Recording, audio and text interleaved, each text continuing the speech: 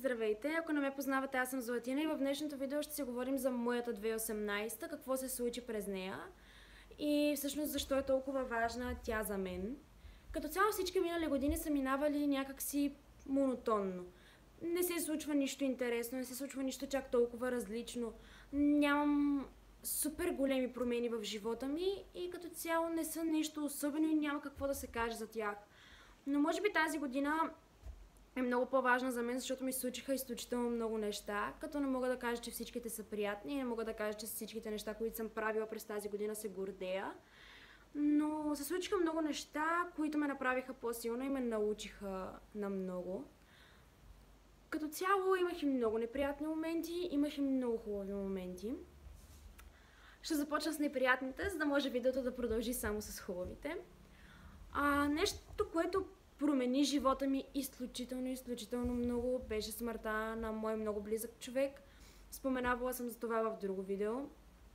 Аз просто бях изпаднала в някакъв транс в този момент, тотален транс, не знаех къде се намирам, просто не знаех какво се случва, само плачех и буквално дори не можех да осъзная, че този човек вече го няма.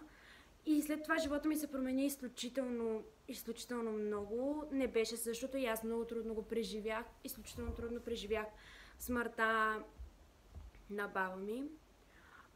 И като цяло това е един от най-трудните моменти до сега в живота ми. Може би някой от вас ще си каже, че тя е била възрастен човек и че е нормално да почине. Да, обаче тя беше като моя втора майка и аз я обичах нереално много. Много. И за мен тя значеше много. Затова го приех толкова тежко, но знам, че тя е на едно по-добро място. Така че спираме с смъртта й.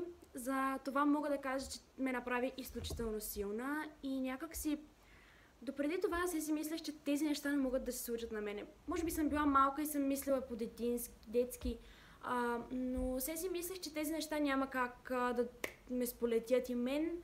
И в един момент, в който нашите ми звънят и ми казват, че баба ми е починала, аз просто не можех да повярвам.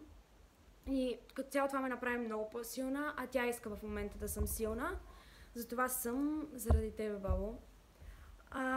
Неуспех имам в училище тази година, тъй като, както съм споменавала, вече работя и нямам абсолютно никакво време. Честно казано, наистина съжалявам много, че толкова ми спадна успеха. Миналата година завърших с 5,93, тази година просто не ми се мисли с колко ще завърша, но нека да спрем да говорим за неуспехите и неприятните моменти. Като цяло имам и много успехи през тази година. Първото, което си намерих работа, което е много важно за мен, защото може би тази работа е бъдещето ми. Изключително много се радвам, че намерих тази работа и че се развивам в тази сфера, защото искам да се занимавам с това, защото ми харесва и като цяло много държа в бъдеще да работя нещо, което наистина да харесвам и което да ми е приятно да правя, а не всеки ден да отивам на работа с нежелание, с кофти, емоции и така нататък. Другото нещо, което постигнах е, че станах модел. Да, може би много ще кажат, че това е нещо постижимо, че това не е нещо важно, но за мен значи много. И не мисля, че всеки може да стане модел. И се радвам, защото за мен това е някакъв вид успех. Другия много голям успех е, че започнах да оценявам истинските хора в живота ми, истинските приятели, защото доскоро за мен едно обичам те беше достатъчно. Някой да ми каже много те обичам, аз вече си мислех, да, този човек наистина ме обича, обаче всъщност никой не ме обичаше и аз не го осъзнавах. Трябваше да науча, че приятелите и като цяло хората в живота ми, които наистина държат на мене, са много малко. Нямаше кой да ми го каже, тъй като тогава приятелките ми бяха на същата възраст като мене, бяха видяли същото, което и аз съм видяла и те не можеха да ми го кажат просто защото не знаеха, че нещата стоят по този начин. И след като бях предавана милиони, милиарди пъти, разбрах, че всъщност хората, които наистина държат на мен, са изключително малко и се броят на пръстите на едната ми ръка буквално. И съм изключително благодарна на всички хора, които ме предадоха през тази година, които се държаха като кретени с мене през тази година. защото по този начин разбрах, че всъщност много малко хора държат на мен. По този начин спрях да се... Точно заради това спрях да се доверявам на хората толкова лесно. Така че благодаря на всички, които ме предадоха. Направихте ми много голяма услуга. Разбрах много неща доста по-рано.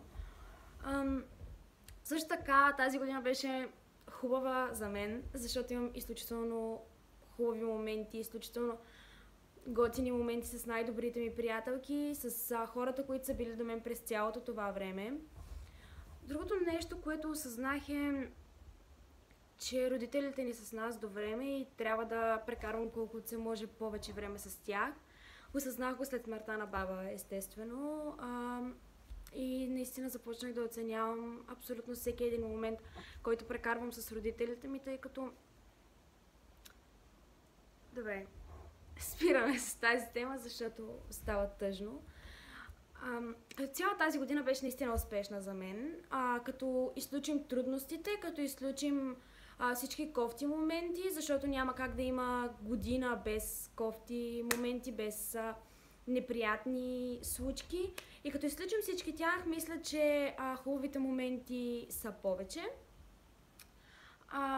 И като цяло съм много доволна от себе си през 2018 година. Направих почти всичко, което исках.